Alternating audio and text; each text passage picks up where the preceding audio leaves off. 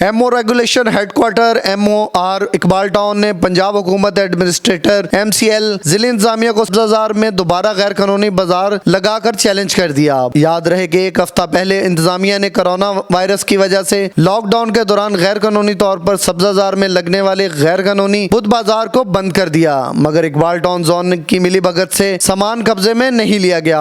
आज फिर MOR regulation headquarter MO regulation Iqbal town zone की भत्ता मुहिम की वजह से गैर कानूनी बाजार जारी है। बाजार में बेपनाह रश की वजह से कोरोना फैलने के इम्कानात बढ़ सकते हैं। याद रहे कि पूरे लाहौर में रोजाना की बुनियाद पर MCL इंतजामिया की सरपरस्ती में लॉकडाउन में भी गैर कानूनी बाजार लग रहे हैं, जहां से जराये के मुताबिक MCL हेडक्वार्टर को लाखों रुपए भत्ता जाता है। इकबाल टाउन जोन में भी तकरीबन 15 से 20 बाजार लगते हैं। क्या लॉकडाउन के दौरान इन बाजारों का लगना हुकूमती रिट को चैलेंज करने के मुतारिफ नहीं है? क्या पंजाब हुकूमत और जिला इंतजामिया इन बाजारों की सरपरस्ती करने वालों के सामने बेबस है, या बकौल इन सरकारी मुलाजमीन के हिस्सा ऊपर तक जाता है? सच तो नहीं। अगर ये सच है तो बात है रुसवाई की। कैमरामैन खुरम अयाज के साथ शाहिद रजा, लाहौर 24 न्यूज़, लाहौर।